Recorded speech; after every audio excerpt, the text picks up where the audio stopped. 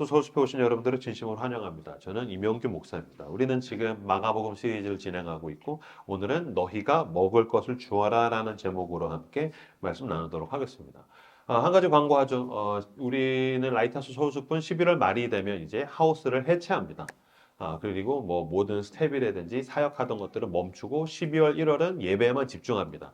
그래서 다음 주부터는 예배에만 집중하는 것. 그래서 하우스 모임이 없습니다. 12월 1월은 안식일 기간입니다. 그래서 연말을 예배자의 자리에서 섬기던 모든 사람들도 다 흩어져서 예배에 집중하고 또 내년 초에도 예배에 집중하고 그리고 다시 2월이 되면은 뭐 스텝이니 뭐 사역하는 것들 다 뽑아가지고 11월까지 이제 죽어나 달리고 이렇게 11월 말이 되면은 이제 멈춘다라는 지점을 알아두시고 12월 1월은 예배에 집중하는 기간이 되시기를 바랍니다.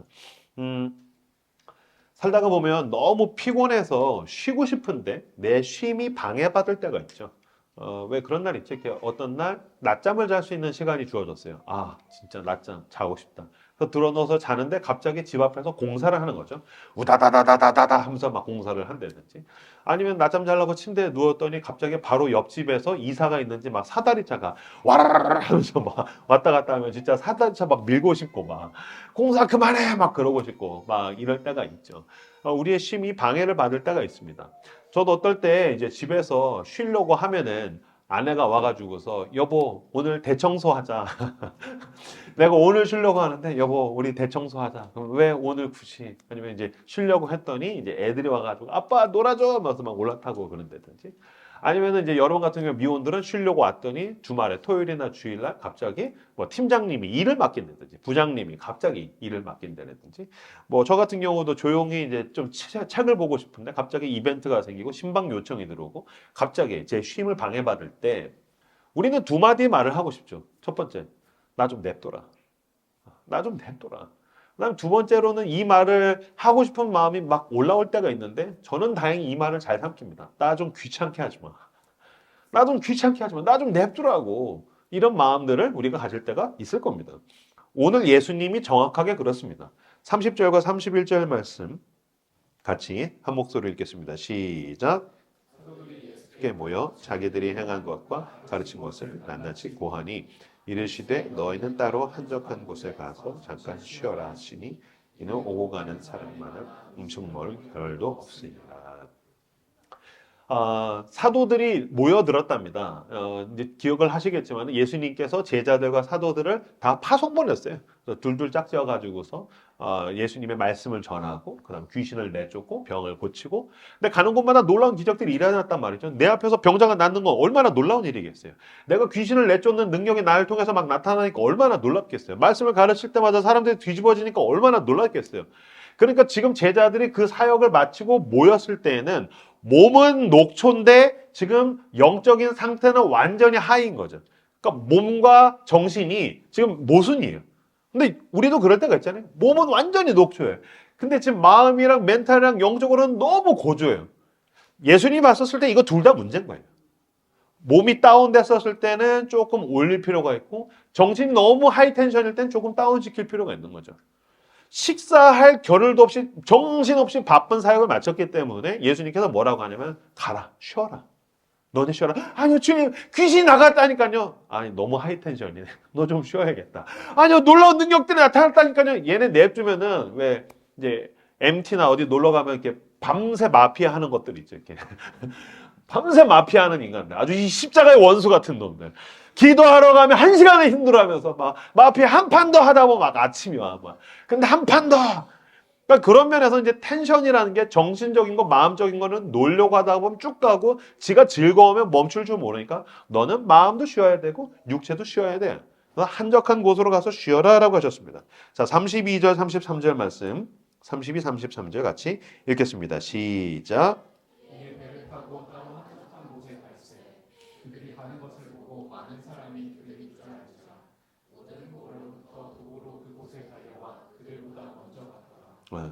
예수님께서 배를 타고 한적한 곳에 가자고 하셨어요. 왜냐면은 걸어서 가면 아시겠지만 예수님이 걸어가면 막 와가지고 막 머리 막 잡아뜯고 만지고 막 저 고쳐주세요 막 그러니까 사람들은 더 모여야 되니까 안 되겠다. 배를 타고 가자.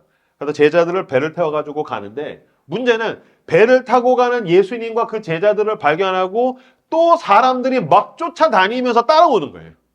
그러니까 여러분 뭐 생각하시면 되냐면요. 지금 예수님은 배 타고 제자들이랑 가고 있고 사람들은 육지에서 막 달려가면서 따라가고 있다. 지금 딱 보면 왜 BTS가 타고 있는 밴을 막 광팬들이 달려가고 있는 거고 이렇게. BTS는 밴 타고서 붕 하고 차 타고 가면 막 옆에서 막 사진 찍으면서 막 달려가는 그런 느낌이라고 생각하시면 되죠. 배를 타고 갔는데 계속 따라가고 자기보다도 배보다도 더 앞서가니까 얼마나 달려갔겠어요. 저 같았었으면 그거 봤을 때 왜 내 쉼을 방해하나? 나도 좀 살아야지. 그럼 아까 제가 두 마디 말씀드렸죠. 나 좀 냅둬라. 두 번째, 귀찮게 좀 하지 말라고. 내가 BTS야? 니네도 좀 니네 삶을 살으라고.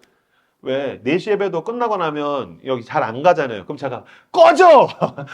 예배 끝났어. 나가라고! 제발 가! 그래서 너네 삶을 살으라고! 막 제가 그럴 때가 있잖아요. 마찬가지로 예수님도 내쫓을 수 있잖아요.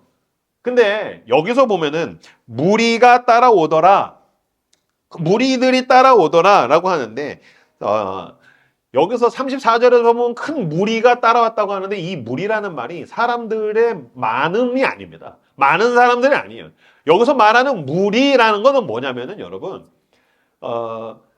유대인으로부터 제외된 사람들, 그러니까 일반적인 대접을 받지 못하는 사람들, 종교 집단, 정치 집단, 사회에서 뭔가 외면된 사람들, 사실은 병든 사람들, 빈곤한 사람들. 이후에 이제 오병이어의 기적을 얘기하겠지만 예수님이 떡 5개로 5천 명을 먹였다는 건 놀라운 기적이지만 어쩌자고 도시락도 없는 인간이 5천 명이나 있단 말입니까? 그러니까 굉장히 지치고 버겁고 힘겨운 사람, 세상에서 밀려간 사람들이 막 따라오니까 그 사람들은 제대로 달려오지도 못하고 비틀거리고 쩔뚝거리고 막 생긴 것도 꾀지 않은 사람들이 막 예수님을 따라가고 있는 겁니다. 그걸 보고 주님이 어떻게 하셨습니까? 34절 같이 34절 읽겠습니다. 시작.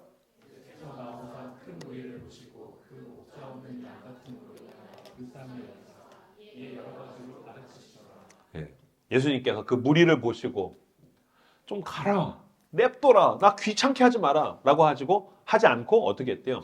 불쌍히 여기사. 예전에는 민망히 여기사. 근데 이 불쌍히 여기다라면 불쌍하다 그게 아니라 원어에서는 스플랑크 니조마이라는 말인데 스플랑크 니조마이. 이거에 창자가 끊어지는 고통을 느끼다라는 뜻입니다.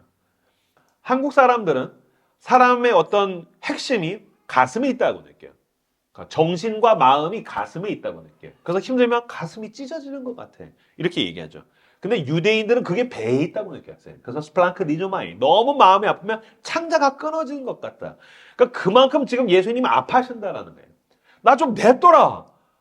귀찮게 좀 하지 마. 가서 니네 삶을 살으라고 하지 않고 이 목자 없는 양같이 방황하는 놈을 보시고 오죽함이 이러겠냐. 왕이 해주지 않으니까.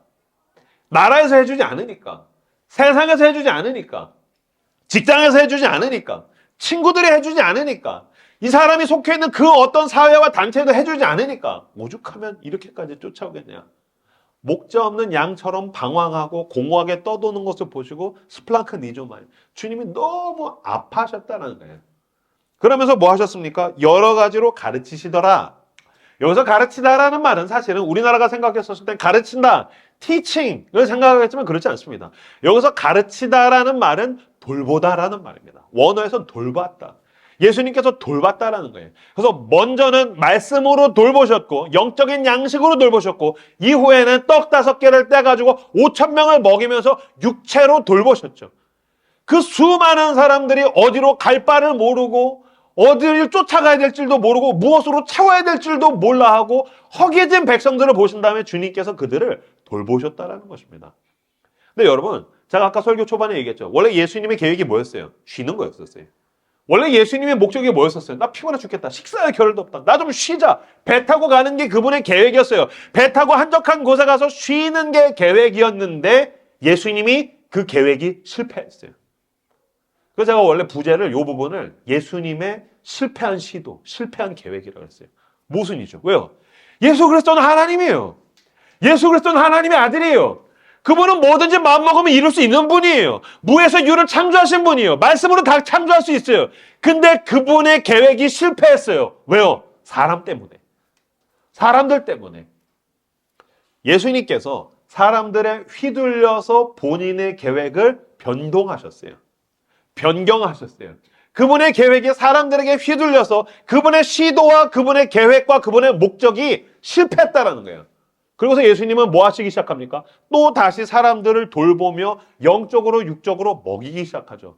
지금 예수님은 사람들에게 휘둘리고 있는 것입니다. 에스겔서 34장 5절에서 8절 말씀, 에스겔서 34장 5절에서 8절 같이 읽겠습니다. 시작. 목자가 없으므로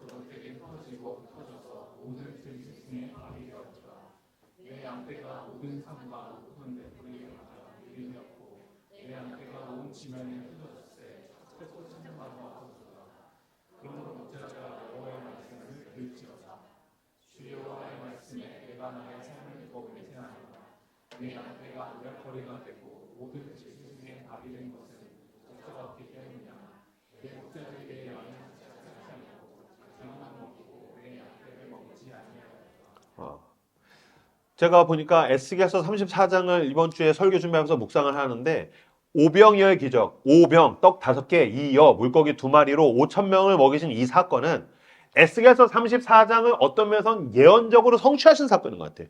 에스겔서 34장을 보면 야 이거 오병이어 얘기네.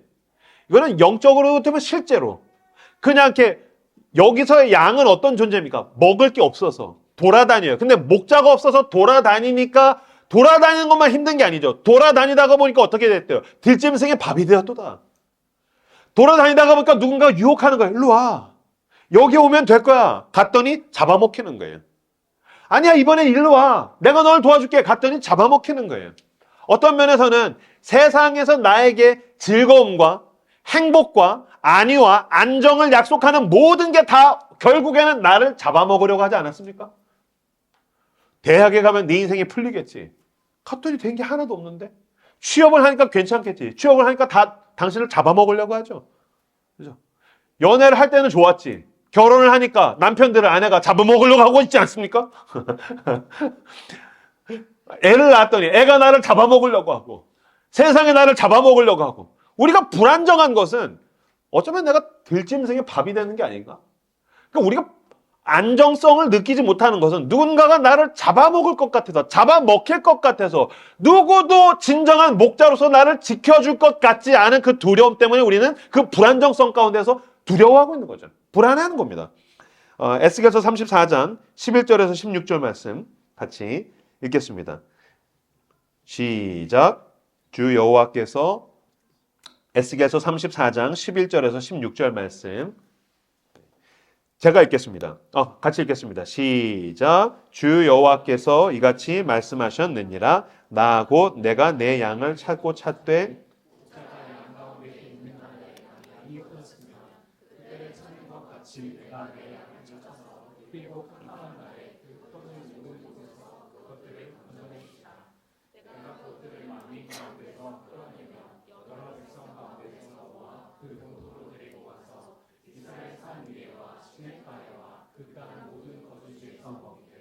좋은 꼴을 먹이고 그 우리를 이스라엘 높은 산에 두리니 그것들이 그곳에 있는 좋은 우리에 누워 있으며 이스라엘 산에서 살찐 꼴을 먹으리라.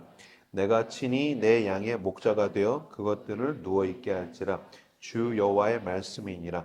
그 잃어버린 자를 내가 찾으며 쫓기는 자를 내가 돌아오게 하며 상한 자를 내가 싸매 주며 병든 자를 내가 강하게 하려니와 살찐 자와 강한 자는 내가 없애고 정의대로 그것들을 먹이리라.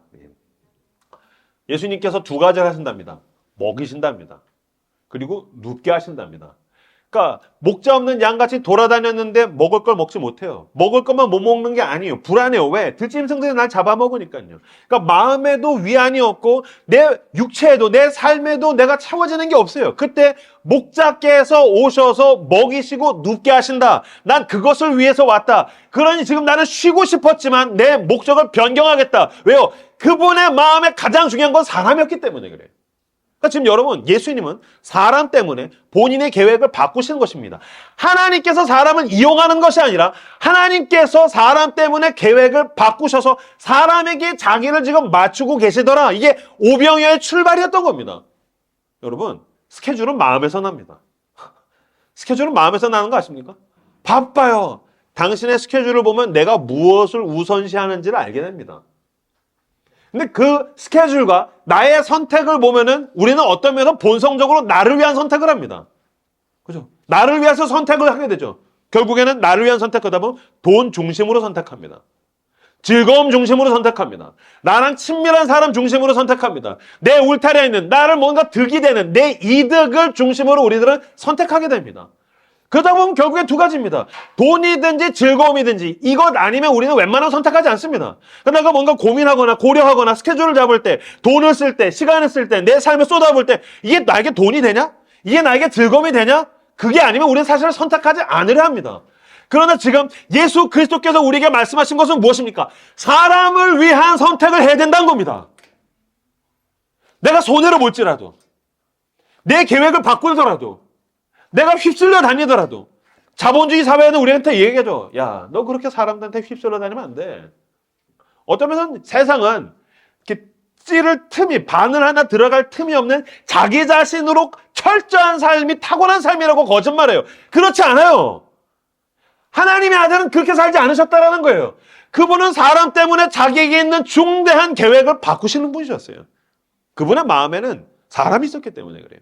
그러니까 그분은 시간과 돈과 즐거움과 자기의 안위와 자기의 편안보다도 사람이 더 중요한 분이셨다라는 것입니다. 마찬가지로 여러분, 그리스도의 제자로 산다는 것은 사람을 중요하게 여기는 겁니다. 사람은 선택의 기준으로 두는 것입니다. 이것이 나에게 도움이 되지 않더라도 저 사람에게 도움이 된다면 난 얼마든지 휘둘려 주겠어. 이게 나에게 돈이 되지 않더라도, 이게 나에게 즐거움이 되지 않더라도, 이게 저 사람에게 도움이 된다면 난 기꺼이 휘둘려 주겠어.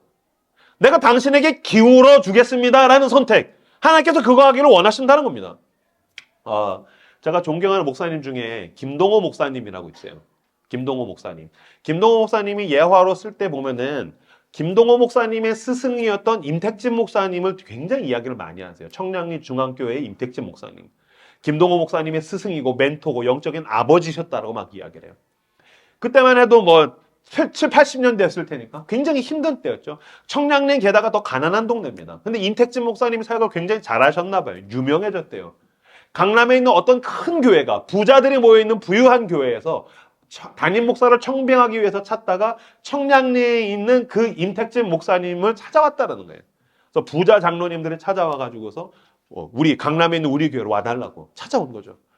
그래서 담임 목사님이랑 같이 사무실에서 막 이야기를 나누고서 그 장로님들이 나가자마자 밖에서 지금 누가 긴장하면서 보고 있겠어요? 청량리 중앙교회 장로님들이 긴장하고 보고 있겠죠. 왜? 우리 목사님을 뺏어가는 거니까. 더 큰 교회에서, 더 부자 교회에서 뺏어가는 거니까 긴장하면서 보고 있겠죠. 그 외부에서 찾아온 장로님들이 나가자마자 장로님들이 청량리 중앙교회 본교회 장로님들이 들이닥쳤답니다. 그리고 얘기했다는 거예요. 목사님, 월급 올려드릴 테니까 그 교회 가지 마시라고. 목사님, 월급 올려드릴 테니까 그 교회 가지 마세요. 그랬던 거예요. 임택진 목사님이 이렇게 듣다가 얘기했대요.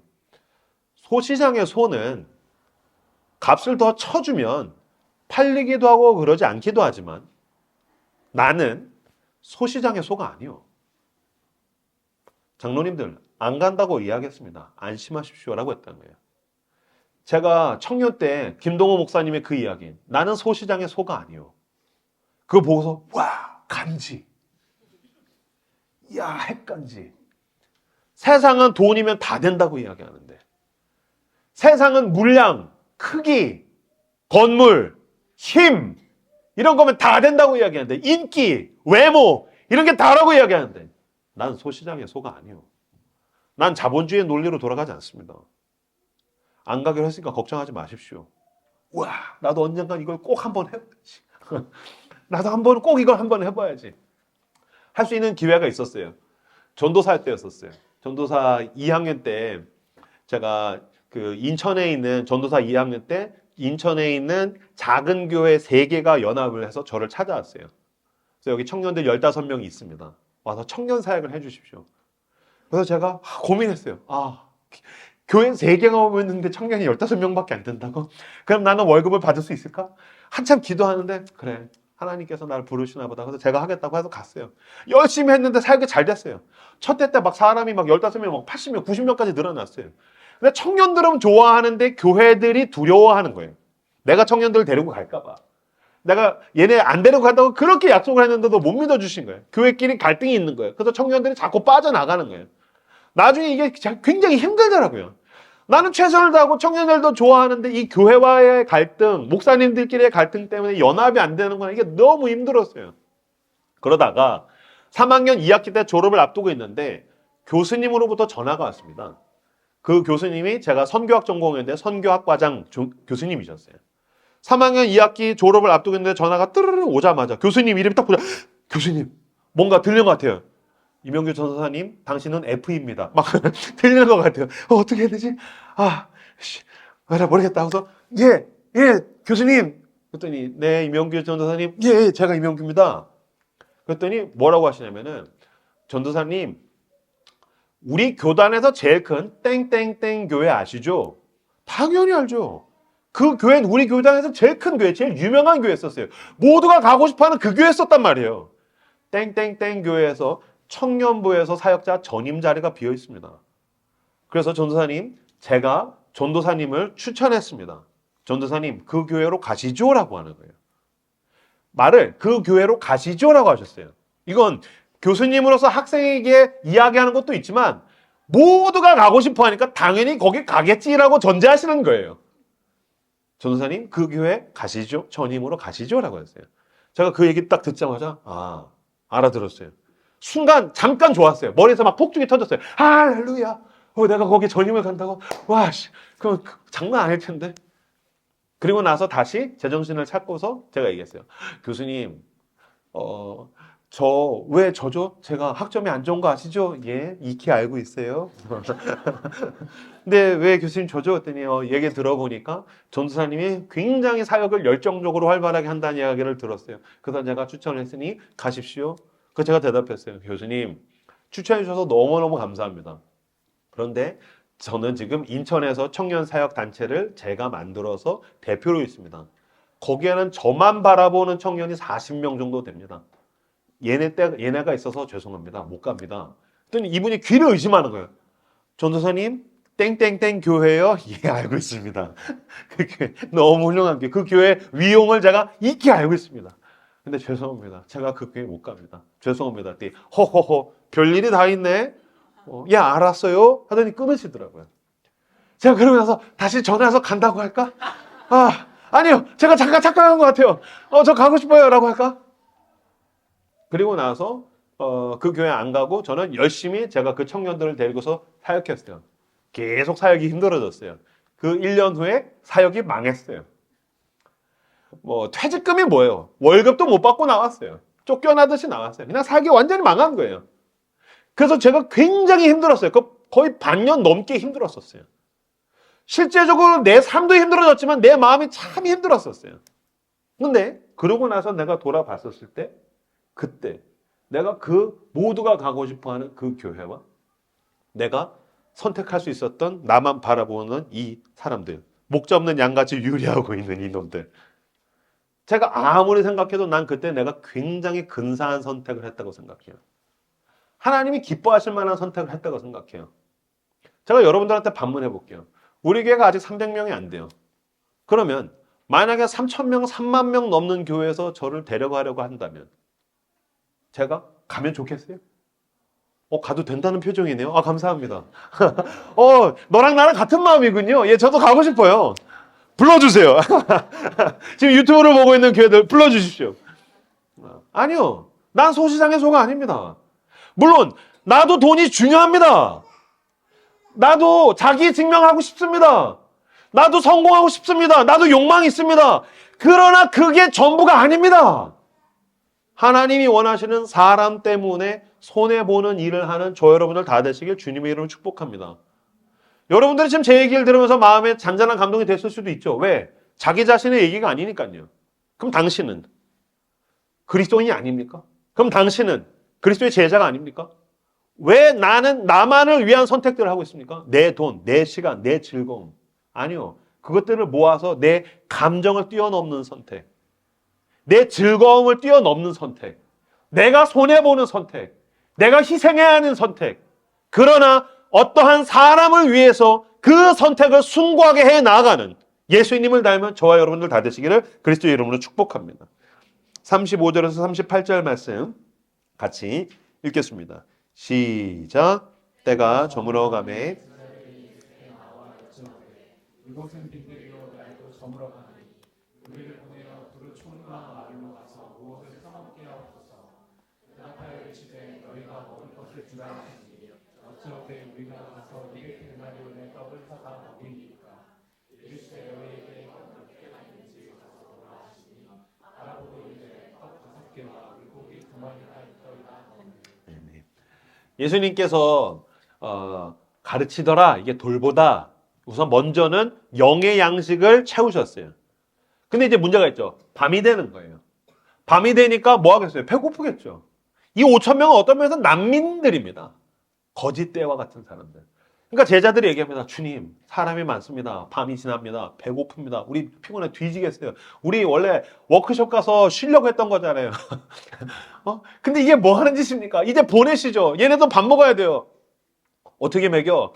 보내시죠. 주님, 더치페이는 국룰입니다. 가서 알아서 사 먹게 하옵소서.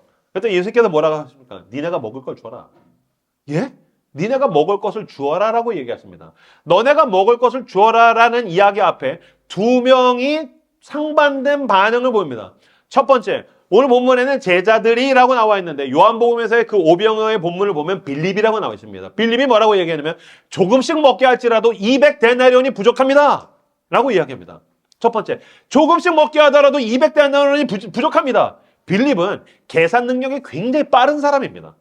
순간 이 인파를 읽어냈고 인파가 먹을 수 있는 분량들을 계산을 하고 우리가 가지고 있는 그 보유하고 있는 그 재산과 여기다가 얼마가 더 부족한지를 정확하게 계산해서 띵동 주님 200데나리온이 부족합니다. 이게 우리나라 돈으로는 수천만 원입니다. 근데 여러분 계산이 가지고 있는 맹점이 여기에 있습니다. 계산의 결과는 늘 부족함으로 답이 난다는 겁니다. 여러분들도 아마 자기의 삶에 대해서 계산해 본 적이 있는 사람도 알 겁니다. 그죠? 내 삶에 대해서 진로를 내가 어떤 진로를 할 수 있을까? 와, 계산해 봤더니 충만해. 나의 미래는 충만해. 와, 1년을 계산해 봤더니 와, 충만해. 할렐루야. 늘 넘쳐. 아니요. 모든 계산은 부족한 답으로 나와요.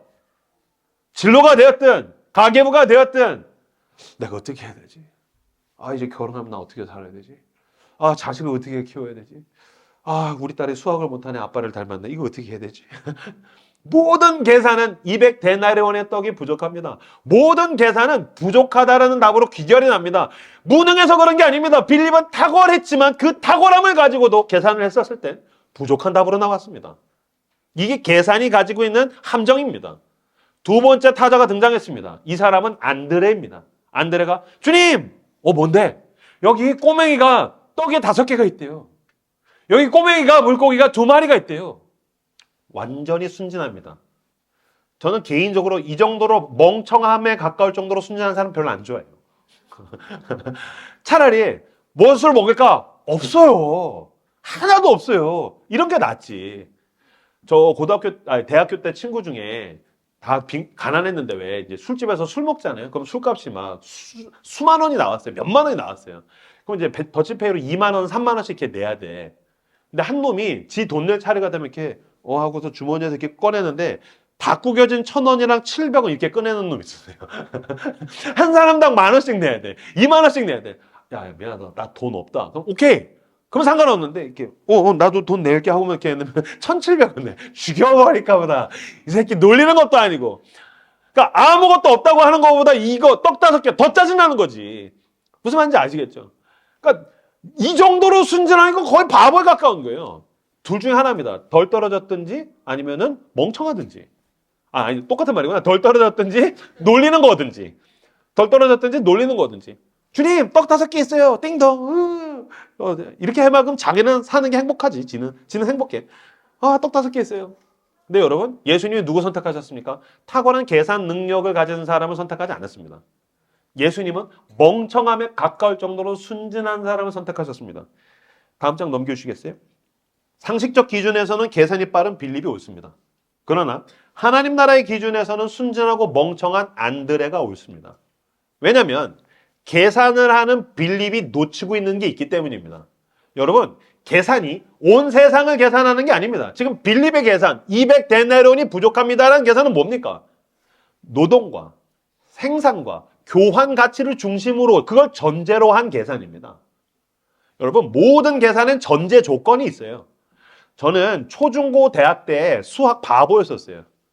전 수학을 못하는 게 늘 마음이 안 좋았었어요. 그러다가 내가 대학에 가서 철학을 공부하고 인문학을 공부하다가 유클리드 기하학이라는 전제 아래에서의 수학이 있다는 이야기를 알았어요. 그치. 나 평생 이해가 안 됐거든. 왜 1 더하기 1이 2야? 1 더하기 1은 귀요미. 죄송합니다. 갑자기 현타가 왔어. 1 더하기 1이 왜 2예요? 이건 유클리드 기하학이에요. 예를 들어 드릴까요? 물방울 더하기 물방울은 1이잖아요. 1 더하기 1은 1. 그렇죠? 물방울 더하기 물방울은 1이잖아요. 북한군이랑 남한군이 합치면 둘 다 죽으면 제로잖아요. 그죠? 근데 그러면 남자랑 여자랑 결혼하면 1 더하기 1은 3, 4, 5도 될 수 있는 거잖아요. 그래서 둘이 결혼해서 애들 막 낳으면 그러니까 1 더하기 1이 2는 아닌 거예요. 이건 유클리드 기하학이라는 전제 위에서의 계산이에요. 마찬가지로 200데나리온이 부족합니다라는 그의 계산에 빠진 게 있죠. 예수 그리스도. 예수 그리스도가 그의 계산에서 빠졌어요. 당신의 계산에도 뭔가 부족하죠. 모자라요. 어떻게 되지? 날 불안하게 만들고 이게 모자란데 이게 부족한데 지금 당신의 계산엔 예수 그리스도가 빠졌어요. 예수 그리스도가 빠졌다면 지금 당신의 계산은 가장 엉터리 같은 계산을 하고 있는 것입니다. 믿음은 내 계산에 예수 그리스도를 넣는 것입니다. 여러분, 만약에 우리가 조기 축구의 팀을 만들었어요. 저는 참고로 축구 바보예요. 축구 멍청이. 하나님께서 다리에 저주하셨어요.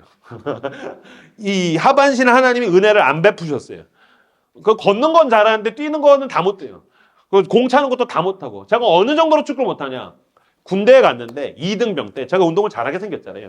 병장님께서 운동 잘하게 생겼다고. 저 못합니다. 너 축구 잘하게 생겼다고. 저 진짜 축구 못합니다. 세상에 운동도 잘하는 놈이 겸손함 같이 갖췄다고. 막 아니라고. 근데 이제 축구하는데 저보고 스트라이커를 하라는 거예요. 그래서 골대 앞에 저를 세웠어요. 그래서 저를 향해서 공이 뻥 차가지고 굴러왔어요. 오케이, 별거 아니야, 형규야. 달려가서 왼쪽 다리로 저 공을 맞추기만 하면 되는 거야. 아주 심플하지. 그래서 막 달려가서 발을 확 휘저었더니 공이 왼쪽으로 막 굴러가는 거예요. 나는 발을 휘둘렀는데 공이 계속해서 흘러가요. 이걸 전문용어로 개발이라고 이야기하죠. 순간 어떻게 하지? 난 뒤졌다. 그랬더니 병장이 얘 진짜 축구 못하네. 야, 너 수비수로 가. 그래서 최전방 수비수의 자리에 이제 있었어요. 수비수로 이제 있는데 막 가서 공을 뺏으려고 하고 이번에는 또 저한테 막 공이 오는 거여서 이명규 공차 이명규 그래서 막 가서 아주 심플해. 공이 굴러오고 있잖아. 네 발로 저 공을 차면 되는 거야. 그래서 힘차게 발을 휘둘렀는데 또 이번에 공이 굴러가는 거예요. 공격수일 때도 개발하고 수비수일 때도 개발하고. 그 축구가 끝난 다음에 병장님께서 이야기하셨어요. 오늘부로 축구장에 이명규가 보이면 다 죽을 줄 알아. 오늘부로 축구장에 이명규 보이면 다 뒤질 줄 알아. 저는 축구로부터 구원을 받았고 그 이후로는 축구를 해본 적이 없어요. 근데 만약에 그럼에도 불구하고 내가 이 정도로 축구를 못하는데 축구팀을 만들었어요. 조기 축구팀을. 그래서 막 조기 축구를 해요. 근데 우리 서울에서 가장 잘하는 조기 축구회 팀이랑 붙게 됐어요. 친선 경기. 서울 최강의 조기 축구회 팀. 아마추어지만 거의 프로에 육박하는 조기 축구팀이랑 우리가 붙게 됐어요. 아니면 초대형 교회의 조기 축구팀. 와씨, 겁나 세겠지. 이제 딱 붙게 됐어. 그랬더니 이제 이은영 목사님, 박성수 전사님 와서 이제 얘기한 거죠. 우리 중에 10명이 부족하나이다. 저 팀에 비하면 우리 중에 10명이 부족하나이다. 그래? 10명이나 부족해? 예. 저들에 비하면 우리는 거의 메뚜기입니다. 쟤네 보십시오. 우린 10명이 부족합니다. 못합니다. 이거 100%집니다. 근데 그 주일날 새신자가 등록했어요. 리오넬 메시가 등록했어요. 우리 교회 리오넬 메시가 등록했어. 왜 우리 교회 이제 아르헨티나에서 온 남매가 이제 1시 반에 예배 드리지 않습니까? 걔네가 전도했어. 그래서 왔어. 그리고 리오넬 메시가 이렇게 왔어. 무슨 말이냐면 우리 중에 5명이 부족하든 7명이 부족하든 10명이 부족하든 리오넬 메시가 그라운드에 있어요. 그럼 저 미친 듯이 열정적으로 뛸 수 있어요. 막 겁나 축구 잘하는 사람처럼 뛸 수 있어. 내가 개발인 거 상관없어. 왜? 메시가 있어. 나 실수해도 오케이 상관없어. 메시가 있어. 나 부족해 상관없어. 메시가 있어. 왜? 지금 이 그라운드에 내 계산은 리오넬 메시가 있어요. 그럼 뭐 하기 시작하겠어요? 난 실천하겠죠. 난 시도하겠죠. 난 달려가겠죠. 마찬가지예요. 우리의 인생의 계산은 예수 그리스도가 있어요. 내가 달려갈 수 있는 것은 예수 그리스도가 있어요. 나에게 용기가 있으면 내 계산은 예수 그리스도가 있어요. 나 부족해요. 나 모자라요. 나 결함이 있어요. 200데나리온 아니 그거보다 더 많이 부족해요. 상관없어요. 내 계산엔 예수 그리스도가 있어요. 당신의 계산에 오병이어의 주님을 넣으십시오. 그분은 떡 5개로 5,000명을 먹인다. 괜찮아. 난 예수 그리스도가 있어. 너 왜 이렇게 당당해? 내 계산은 예수 그리스도가 있어. 너 무슨 백 있어? 응, 예수 그리스도가 있어. 너 걱정 안 돼? 아, 걱정돼. 뒤질 것 같아.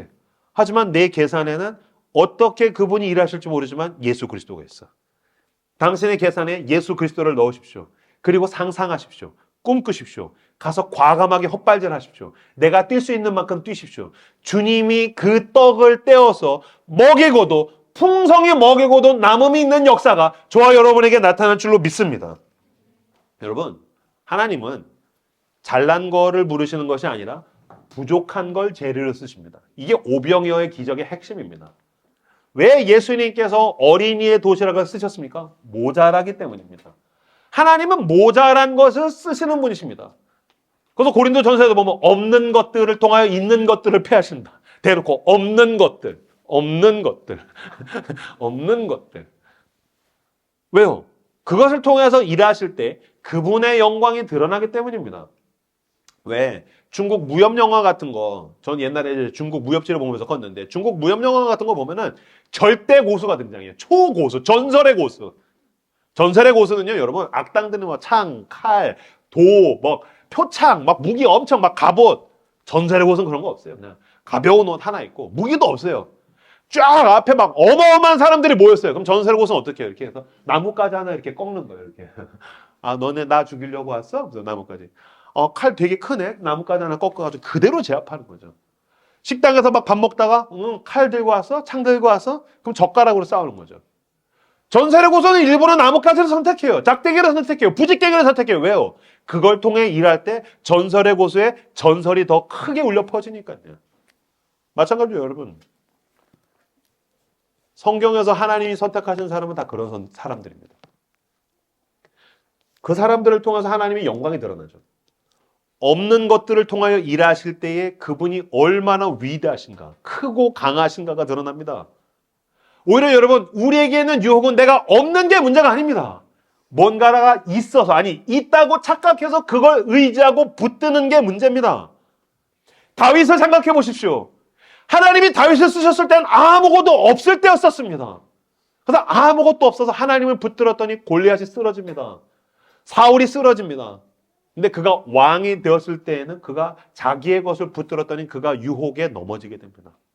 하나님은 없는 것으로 쓰십니다. 그러므로 아무것도 없어서 하나님을 붙들고 하나님께 붙들려서 쓰임 받으시는 나무 작대기와 같은 저 여러분들 다 되시기를 그리스도의 이름으로 축복합니다. 오병이어가 이야기하는 것은 이것입니다. 당신은 하나님께서 쓰시기에 충분히 모자란 인간이라는 것입니다. 당신은 하나님께서 쓰시기에 충분히 모자랍니다.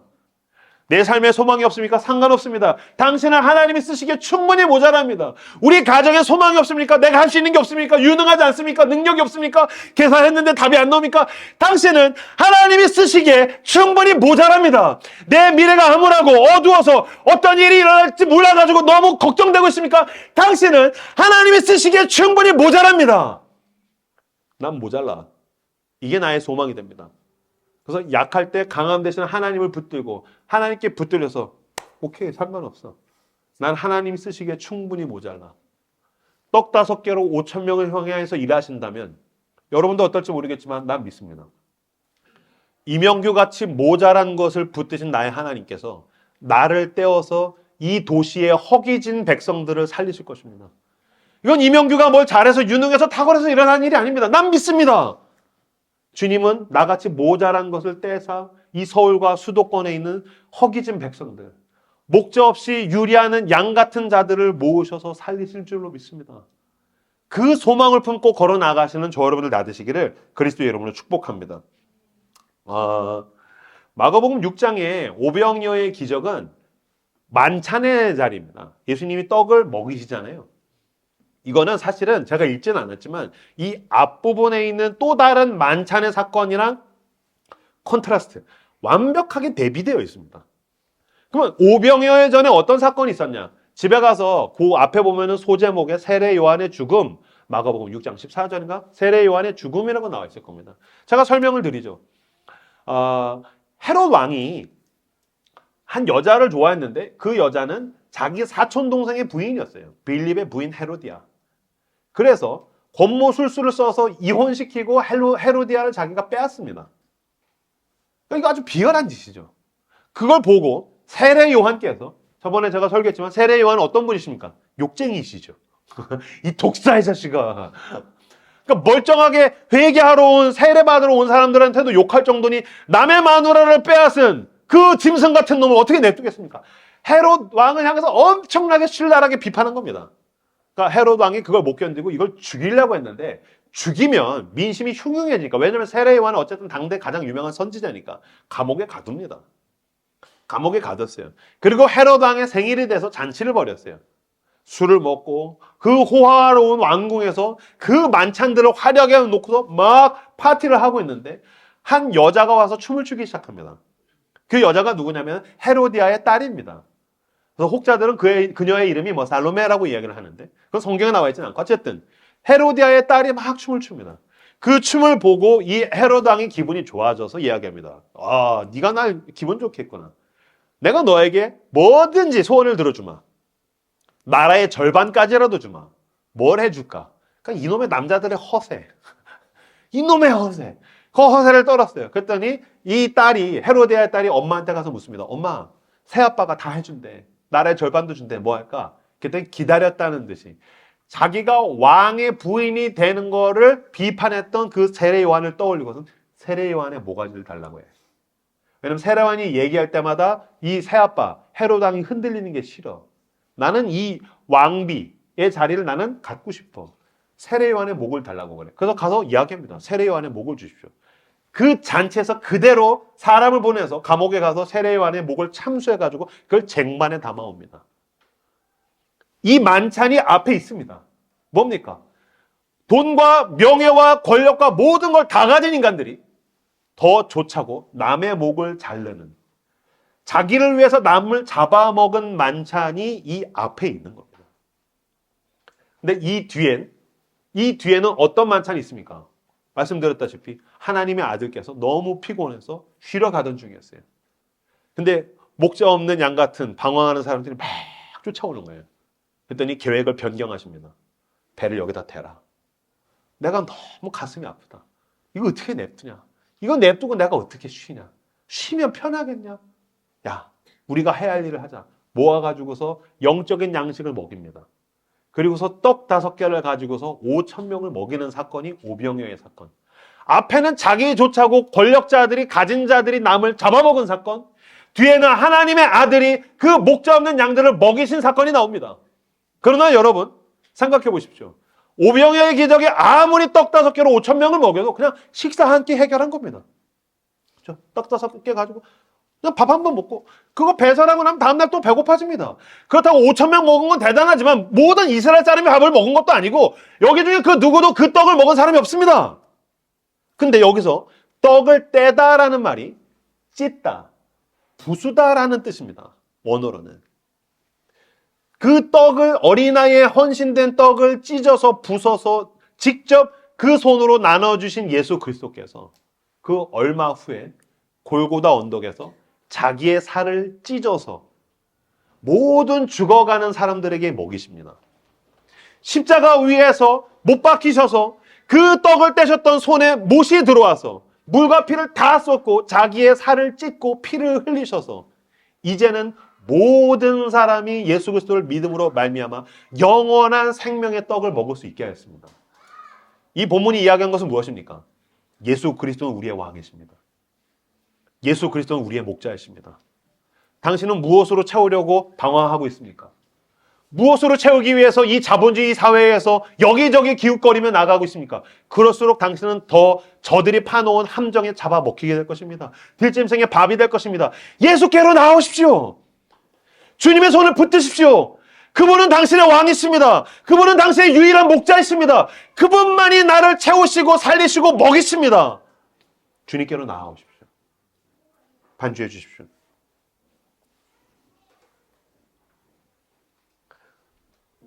세상은 우리를 잡아먹으려고 하죠. 잡아먹지 못해 안달하죠. 우리는 불안해하며 어떻게 살아남을지 몰라서 전전긍긍합니다. 주님께로 나아오십시오. 그분이 목자이십니다. 그분이 당신을 돌보십니다. 그분이 당신의 영혼을 채우시며 그분이 당신의 마음을 만지시며 그분이 당신의 삶에 필요한 모든 것을 공급하시는 하나님이십니다. 그 목자에게로 나오십시오. 그 목자가 당신을 부르십니다. 그분의 손을 붙드십시오. 놀라운 그 채워짐과 공급, 그분이 당신을 먹이시며 눕히실 것입니다. 그때 우리는 고백하게 될 겁니다. 여호와는 나의 목자시니 내게 부족함이 없으리로다. 그가 나를 푸른 초장과 쉴만한 물가로 인도하시는도다. 이 시간 우리에게 주신 말씀들을 붙들고 주님, 유일한 왕이신 나의 목자이신 주님께로 나아가오니 주여 나를 받아주옵소서. 나를 채워주시옵소서. 주여 나의 영혼과 나의 삶을 다 채우시고 공급하시고 주여 내가 주의 인도하심을 따라가는 선한 목자의 선한 양이 되게 해달라고 오늘 우리에게 주신 말씀들을 붙들고 함께 기도하며 하나님 앞에 나아가도록 하겠습니다. 기도합시다.